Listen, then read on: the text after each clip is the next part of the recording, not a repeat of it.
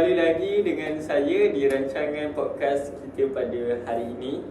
Jadi, sebelum saya memulakan podcast saya, takkan saya nak podcast sendiri kan? Jadi, saya menjemput dua tetamu special daripada IPG Kampus Kota Baru yang sangat terkenal dan sangat cantik guys. Okey, jadi dulu bolehlah masuk ke dalam. Okey guys, ini adalah tetamu jemputan kita pada hari ini. Jadi sebelum kita memulakan podcast, marilah kita berkenal. Okey, silakan. Saya dulu.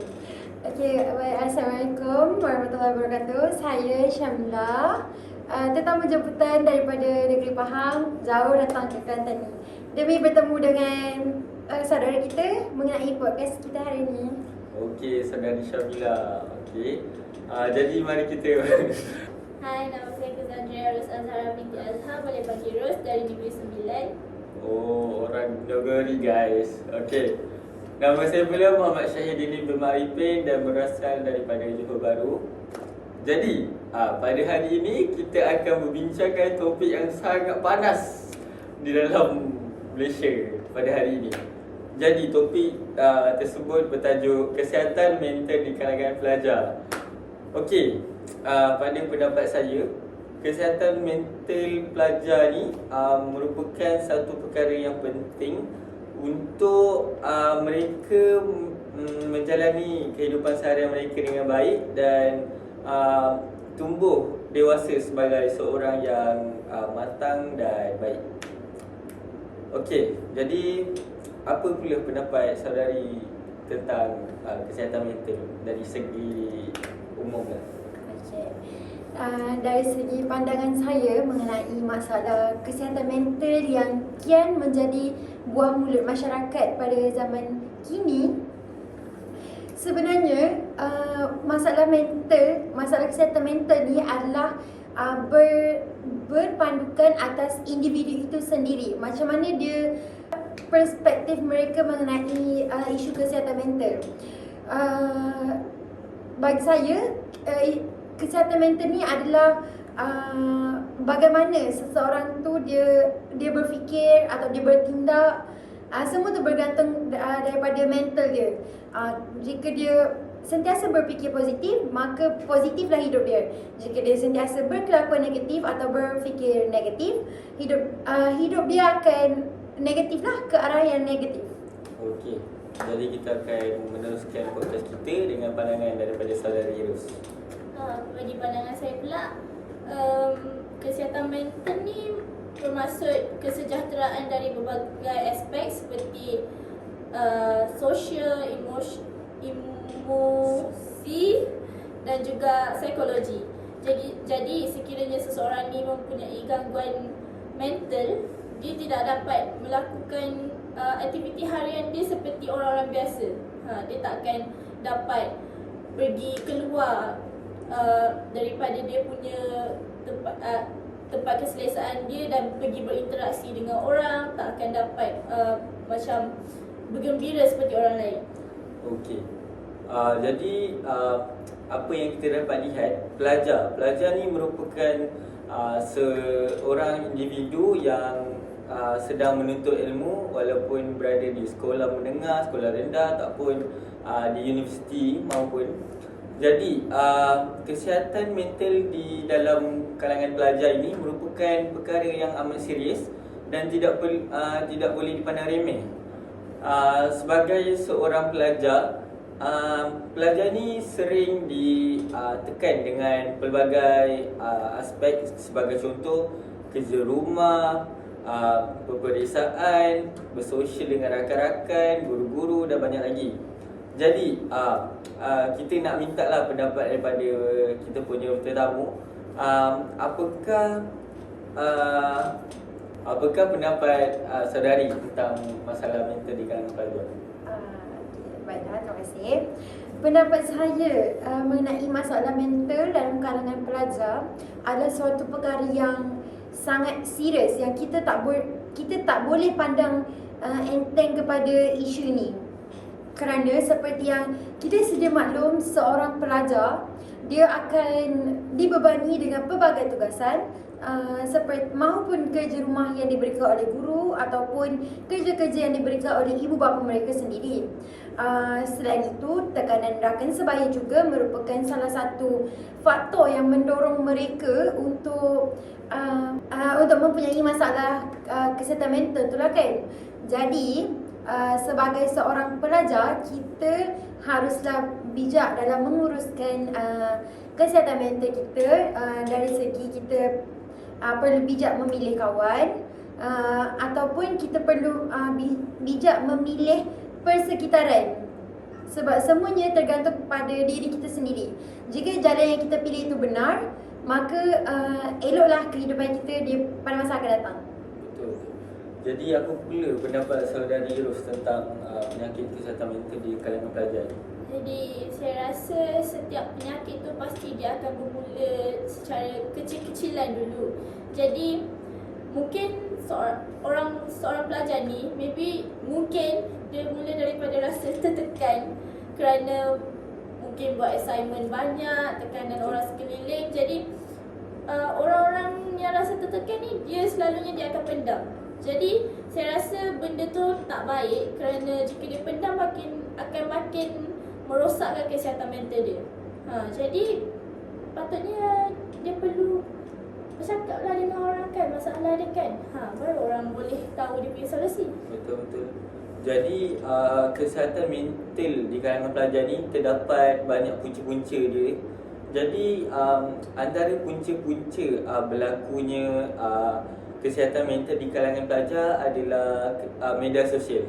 Media sosial ni merupakan satu platform yang digunakan oleh semua orang, termasuk golongan muda ataupun tua, untuk dijadikan sebagai medium berkomunikasi dan berkongsi. Jadi apa yang kita boleh lihat pada zaman sekarang, pelajar-pelajar akan lebih cenderung untuk melebihkan masa dan meluangkan masa mereka untuk berkomunikasi secara atas talian. Jadi apa yang pelajar-pelajar tidak tahu, berkomunikasi secara online juga mempunyai sifat negatif, dan berkomunikasi secara atas talian juga mempunyai sifat positif dan negatif tersebut. Jadi apa yang mereka pelajar ini hanya melebihkan perkara positif berbanding negatif. Jadi antara perkara negatif berkomunikasi secara online adalah dengan penghinaan secara atas talian. Walaupun mereka tidak dapat bertemu secara fizikal, tapi mereka akan lebih cenderung untuk berkomunikasi secara kasar dan akan menyebabkan kesihatan mental para pelajar ini akan terjejas. Sebagai contoh yang kita dapat lihat, ada satu kes tentang ada satu kes tentang seorang ini yang telah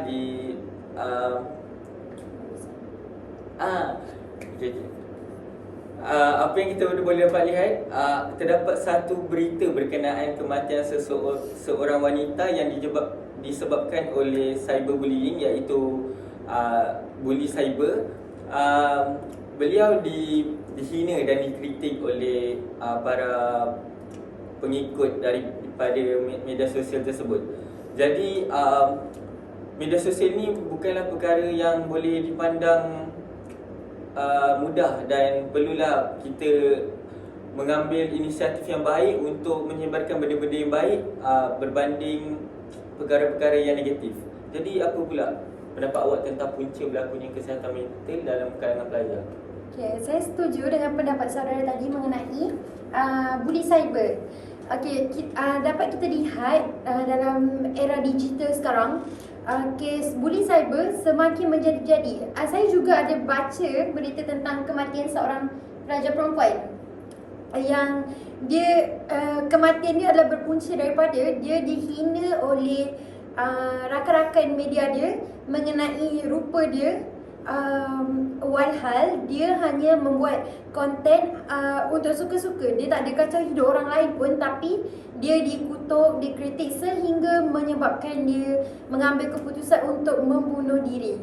Kita dapat lihat bahawa yang isu mengenai kesihatan mental ni adalah perkara yang sangat penting Betul? yang kita tak boleh nak dipandang enteng. Okey, selain itu saya berpendapat bahawa tekanan rakan sebaya menjadi faktor utama berlakunya kesihatan mental ni yang semakin menjadi-jadi. Okey, sebagai contoh dia di sekolah, seorang pelajar yang ni berdasarkan kisah yang cikgu saya cerita. Di sekolah terdapat seorang pelajar, dia perempuan, and dia berasal daripada keluarga kurang berkemampuan, dan apa yang terjadi pada dia, rakan-rakan dia menghina dia bahawa kau ni, mereka menggunakan perkataan seperti kau ni miskin, dah lah bodoh, tak cantik. Pada mulanya pelajar perempuan ni dia hanya sabar dan mendiamkan dirinya. Tapi semakin hari seperti yang kita tahu, sabar semua orang ni ada tahap dia, dan pelajar perempuan ni dia hilang sabar dia dan dia mengambil keputusan untuk membunuh diri. Padahal dia hanyalah seorang pelajar perempuan yang berusia 9 tahun. Pada masa tu dia berusia 9 tahun. Pada mulanya tiada siapa pun yang tahu bahawa pelajar ni telah membunuh diri. Tapi apabila cikgu saya siasat kerana dia tidak menghadirkan diri ke sekolah selama 1 minggu. Apabila cikgu saya siasat dan didapati puncanya adalah kerana dia dibuli oleh rakan-rakan sekelas dia. Ketika dia berada di kantin maupun di tandas, dia dibuli. Bukan sahaja dibuli, tapi dia dihina, diejek. Dan itu bagi saya itu adalah satu perkara yang tak patut kita lakukan kepada seorang pelajar yang hanya berusia 9 tahun. Saya nak tanya, kalau perkara begitu berlaku pada ahli keluarga anda, apa yang anda akan buat? Kalau perkara tersebut berlaku pada ahli keluarga saya akan mengambil tindakan yang sangat serius kepada yang telah membuat macam tu kepada ahli keluarga saya. Apa pendapat awak, Saudari Ros? Saya rasa saya akan mengemukakan masalah tersebut kepada guru besar ataupun cikgu disiplin agar pelajar-pelajar tersebut akan dibuang sekolah. Ya. Untuk soalan yang sebelum tadi, saya rasa pula antara punca penyakit mental ni adalah standard kecantikan yang sekarang ni ramai ambil remeh-temeh. Sebab tengoklah orang pandang orang kurus sikit, kau ni keding lah, tak makan. Tengok gemuk sikit, kerja makan tidur. Kerja lain tak ada. Jadi saya rasa benda ni pun akan memberi impak yang sangat mendalam kepada mental seseorang. Walaupun kita rasa macam benda tu, alah, cakap sikit je, takkanlah nak terasa kan. Ada seorang YouTuber ni, perempuan lah.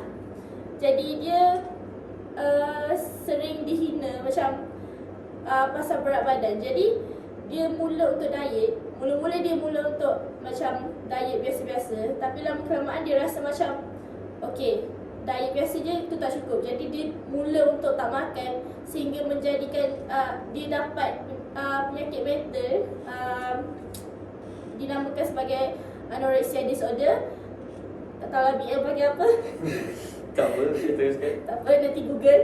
Jadi di mana kalau kita tengok di saluran YouTube dia, kita boleh tengok badan dia tinggal rangka sahaja. Allah. Okey. Itulah sedikit perkongsian daripada punca-punca berlakunya kesihatan mental di kalangan pelajar. Jadi daripada masalah mestilah ada solusinya. Jadi apa yang saya dapat lihat, antara solusi yang terbaiklah untuk menangani masalah mental di kalangan pelajar ni adalah dengan tindakan pihak sekolah itu sendiri. Jadi pihak sekolah bolehlah mengambil langkah yang berkesan untuk mengambil inisiatif mengesan pelajar yang mempunyai masalah kesihatan mental ini. Bagaimana? mereka boleh menjalankan ujian psikometrik kepada pelajar-pelajar mereka untuk mengesan pelajar yang mempunyai kesihatan mental ini. Jadi oleh itu pelajar-pelajar ini dapat diberikan bantuan dengan segera dan dapat meluahkan masalah mereka kepada guru-guru kaunseling tersebut. Guru-guru ni merupakan orang yang paling rapat dengan kita selain daripada ibu bapa kita. Jadi apa pula pendapat awak tentang solusi untuk menangani masalah ini? Baiklah, terima kasih kerana tanya soalan macam tu. Okey, bagi saya pula dalam isu mengenai kesihatan mental ni, ibu bapa merupakan orang yang sepatutnya memainkan peranan yang sangat penting dalam membantu anak-anak mereka mengatasi masalah ini. Sebagai contohnya, ibu bapa boleh sentiasa mendengar luahan hati anak-anak mereka.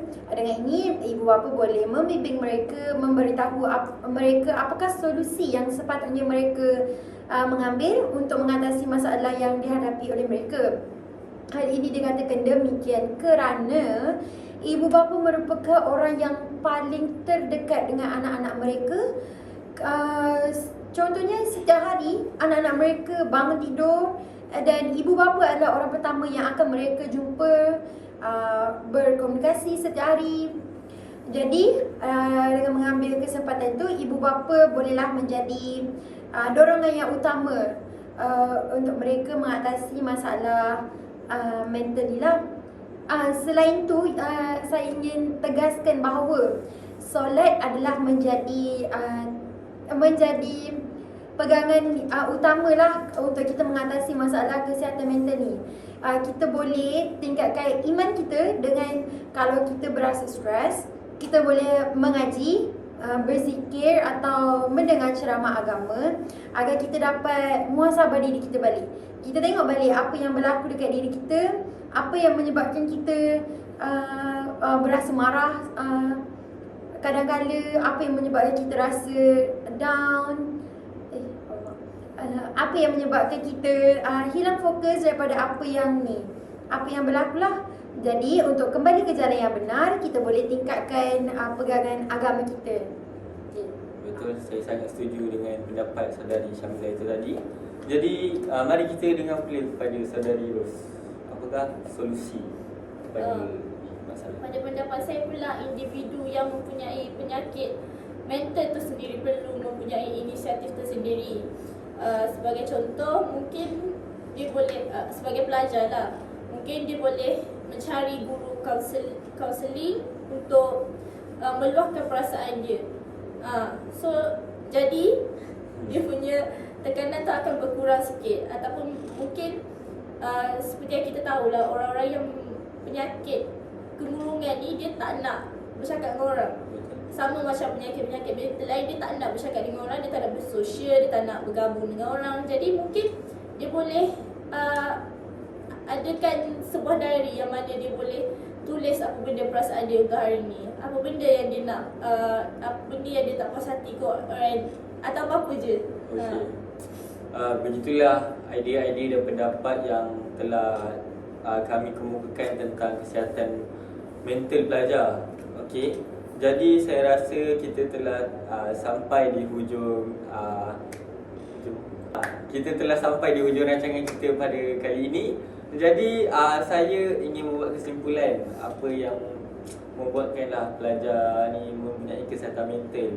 Kesihatan mental ni sangat perlulah diambil serius oleh masyarakat dan kerajaan semua. Itulah.